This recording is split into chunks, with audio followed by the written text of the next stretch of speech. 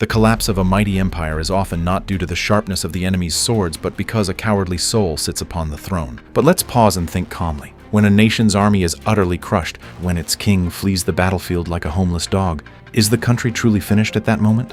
Today, I want to share with you an incredibly shocking, profound, and blood-soaked historical epic.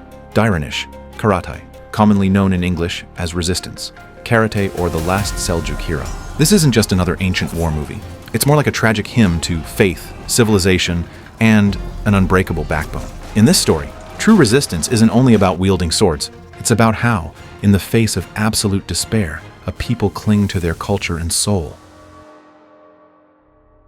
The film opens shrouded in an atmosphere of death and conspiracy. In the distant year 1237, the great symbol of the Seljuk Empire's power, Sultan Alaattin Keykubat, lies on his deathbed, his life flickering like a candle in the wind. He has been secretly poisoned by the terrifying Mongol commander Noyan and is beyond saving. In his final moments, this wise ruler does not entrust the empire to his own son. Instead, he places the heavy burden of the state on his most trusted minister, Karatay. The Sultan knows full well that when the brutal Tatars, the Mongol hordes, descend upon them, only Karatay has the wisdom to save the nation. Even more shocking, the Sultan reveals a staggering secret to him. They have planted a spy deep inside the Mongol court. Moreover, he tells Karatay that, upon his passing to God, the emir will be reunited with his long-lost biological son. This secret is solemnly entrusted to the leader of the Ahi Brotherhood, Ahi Evren. Before his final breath, the Sultan also entrusts Karatay with his lifelong dream, to build an Islamic school that would become a beacon of education. He wants this institution to train doctors who heal the sick and judges who uphold justice for those who seek it. This isn't just a few buildings, it's the very spark that keeps civilization alive. But with the old Sultan's death, it feels as though the empire's last glory has vanished. 6 years pass. The new Sultan, Guyaseddin, ascends the throne, but lacks his father's political genius. With the enemy closing in, this new ruler, facing the Mongol threat, imprisons the revered Ahi Evren on trumped-up charges of treason. The pretext? Supposed ties to a man named Kupeli, a Tatar. The Ahi Brotherhood isn't just a guild of craftsmen, it's the sturdiest pillar holding the nation together. Ahi Evren not only guards the secret of Karatay's son, he also holds half of a crucial map. This map is the key to locating the testament of their ancestor Sultan Alp Arslan, the final trump card left for the Anatolian Turkish tribes to rise again after the empire's fall. The other half of the map fell into Mongol hands during Noyan's invasion of Khorasan long ago. By jailing Ahi Evren, the new Sultan is essentially tearing down his own defenses. Now shift to the suffocating Mongol camp. Here, human life is worth less than straw. Noyan, a war maniac who treats slaughter like an art form, is brutally testing the loyalty of his adopted sons. He captures the Seljuk spy, the dervish priest planted by the old Sultan, who also happens to be the mentor who raised Kutay, the fiercest warrior under Noyan. To test Kutay's allegiance, Noyan recounts an ancient steppe legend about Modu Chanyu. Before becoming Khan, Modu ordered his soldiers to shoot arrows wherever he pointed, no hesitation. When he pointed at his beloved horse and a soldier refused, the arrow turned on the disobedient man. Later, Modu pointed at his own father, and the soldiers, now conditioned to obey, killed the old Khan. Noyan uses this savage tale to warn Kutay. Disobeying the ruler means death. To survive in this ruthless Mongol world, Kutay has no choice. He gives the order himself, directing the arrows at the mentor who raised him. Watching his teacher fall in a pool of blood, Kutay's eyes turn cold as ice. But who can see the torment tearing him apart inside? Noyan arrogantly declares to the world his overwhelming brutality, nearly choking every viewer through the screen.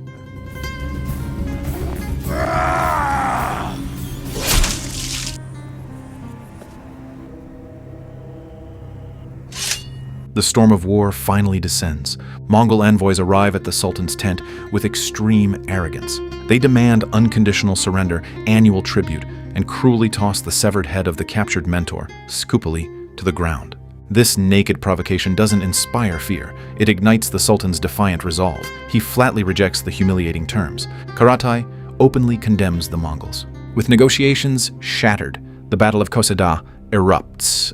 What should have been a heroic fight to defend the homeland turns into disaster, thanks to the new Sultan Guyaseddin's foolishness. In the War Council, the seasoned Karatay pleads desperately. The enemy outnumbers us 3-1. We should stay in the mountains for defense and avoid surprises.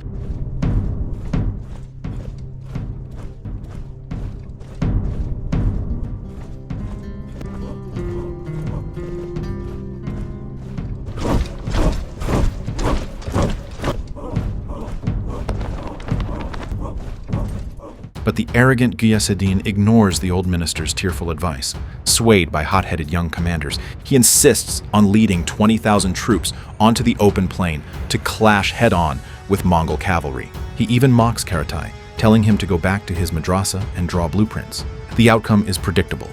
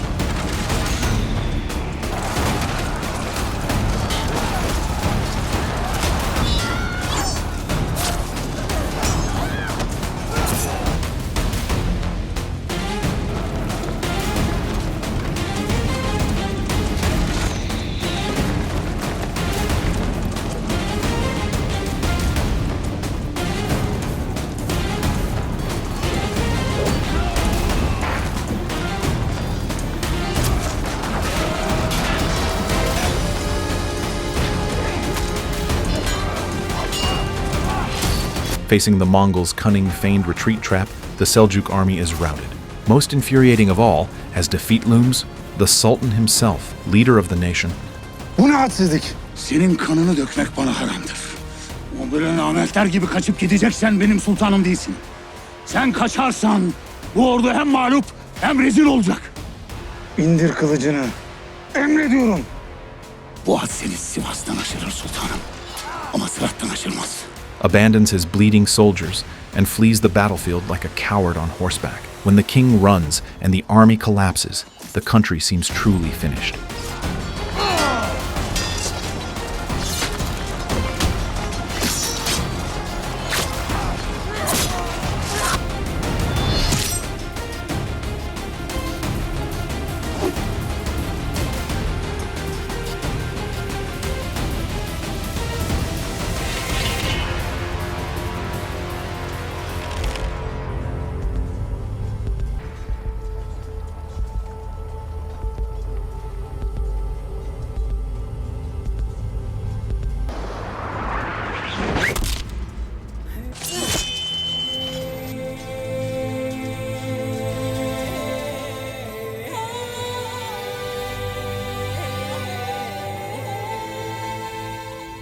After the defeat, Konya lies like a lamb waiting for slaughter. Noyan doesn't rush to raise the city. Instead, he plays a heart-shredding political game. He installs a traitor from the Seljuk court, the cunning minister Isfahani, as Mongol governor in Konya. Noyan's orders are merciless.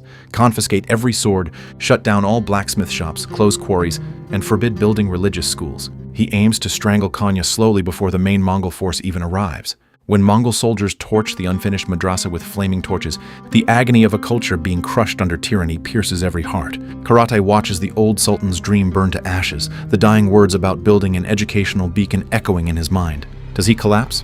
No. In this film, we see what a true backbone looks like. Staring at the ruins, his eyes show no fear, only bottomless resolve. To the traitor Isfahani, he says, even if they burn the school, someone will always rise to resist tyranny. He vows to go door to door, preparing Konya for final resistance, even without a state, a sultan, or laws. To the Ahi Brotherhood, he declares, this is a forest fire. Even if we turn to ash, we fight so life can continue on the other side. What immense power. Meanwhile, another fateful thread surges. Kutay, the cold-blooded killer in the Mongol camp, finally uncovers his true origins. At his mother's grave, he learns the meaning of the Tughril eagle mark on his neck. He isn't a Mongol warrior. He carries Seljuk blood. His mentor sacrificed his life to preserve him for the nation's survival. But years of killing and brainwashing leave Kutay torn and lost. He refuses to accept this weak nation. All he cares about is his beloved woman, the servant Meryl. Noyan had publicly promised, win the battle, and any wish would be granted. Kutay, believing his merits would earn him a peaceful life with Moral, boldly asks to marry her. But Noyan's heart is more venomous than a snake's. He pretends to agree, then brutally murders Moral on the wedding day. Ama oğlum gibi sevdiğim Kutay benim olana elini uzattı. Yer ile gök arasındaki her şey her zaman benimdir.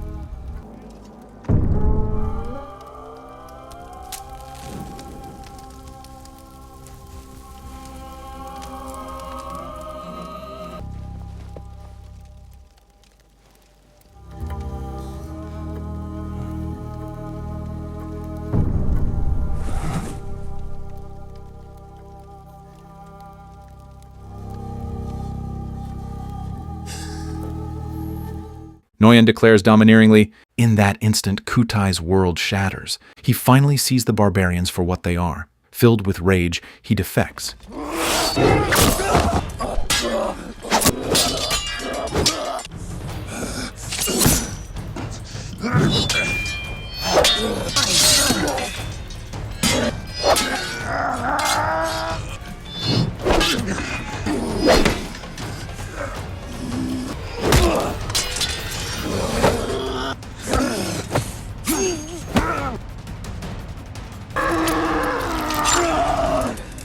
He escapes the hellhole and seeks refuge with the Ahi Brotherhood for one purpose, to destroy Noyan. One detail here moves me to the core, pushing the character's emotions to the limit. Karatay has known all along that Kutay is his own son. Years ago, his union with a beloved woman violated the Emir's code, costing him his child. Now his son stands before him, yet this gray-haired elder cannot even embrace him. When the Ahi daughter asks, "Can a mighty Emir weep?" his heartbreaking reply, "We cannot cry. If we falter, the nation falls with us." For the old Sultan's promise, for the survival of an entire people, he buries a father's most primal longing. This isn't just historical weight, it's the profoundest mercy in human nature. True heroes often march forward carrying endless regret. This sacrifice of personal feeling for the greater cause reveals the sheer gravity of faith.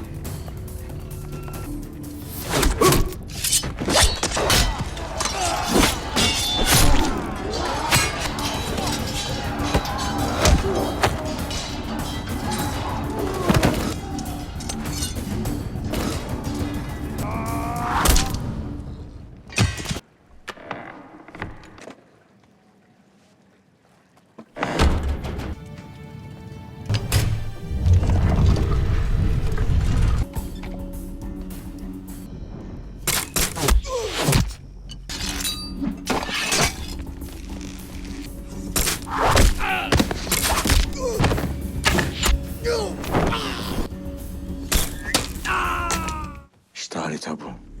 Bunları okuyabilen bir ben varım. Baskın var! Baskın var!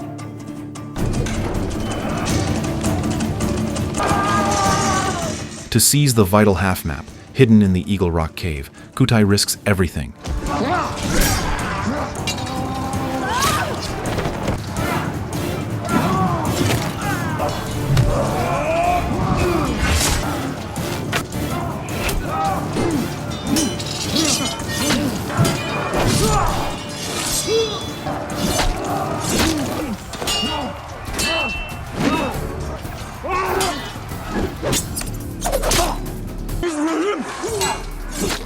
In the fierce struggle, Ahi Evren is captured and faces public execution. To save Ahi and his foster brother Olketo, Kutay confronts Noyan's biological son Burka.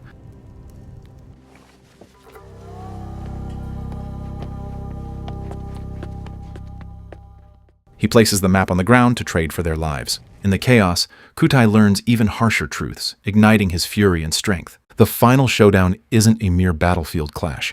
Karatay stands alone, face resolute, confronting the arrogant Noyan. Noyan expects to see a conquered man's fear, but finds only unshakable dignity in the Emir's eyes.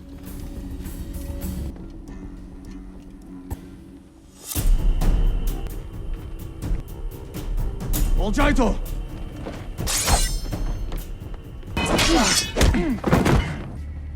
Beni mi arıyorsun? Olcay Tuğ evreni çöz. Kutay. Hala küstahsın lan! Ah evreni bırak! Yoksa oğlun ölür. Getirin.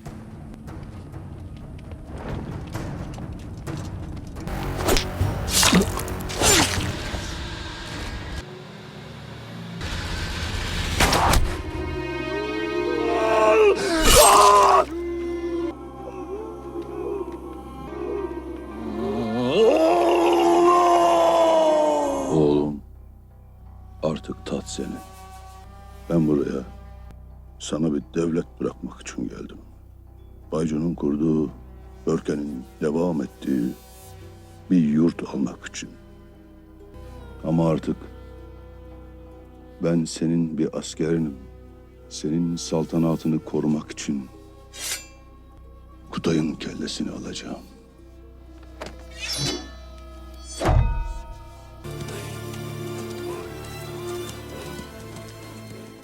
Karatay calmly declares, Konya will not fall. You cannot occupy it. Noyan demands to know his confidence. The emir answers, because right now, every citizen of Konya is ready to die. This civilization-deep faith, rooted in the blood, cannot be severed by any blade. The film's ending is a masterful act of legacy and transmission. Saldırmayacak mıyız? Nasıl saldıralım? Görmüyor musun? Bütün şehir ölmeye and içmiş. Before his release, Ahi Evren reveals Karatay's true identity to Kutay, but the mission remains unfinished. Father and son still cannot acknowledge each other. Karatay entrusted the pieced-together map and the Sultan's new decrees to Kutay. He commands him to take these seeds of civilization to the Kai tribe. Any history buff will feel a thunderbolt here. The leader of that Kayyu tribe who receives the decree is named Ertuğrul. His descendants would go on to found the Ottoman Empire, which ruled for 6 centuries. And that madrasa burned by the Mongols? Through the tireless efforts of Konya's people, it was rebuilt and rose again in 1251. It didn't perish in the flames. It became a beacon illuminating centuries, operating until 1914, when its students laid down their books to fight in the Gallipoli campaign to defend the homeland. Direnis Karatay paints, with epic, tragic strokes, a civilization's desperate counterattack against annihilation.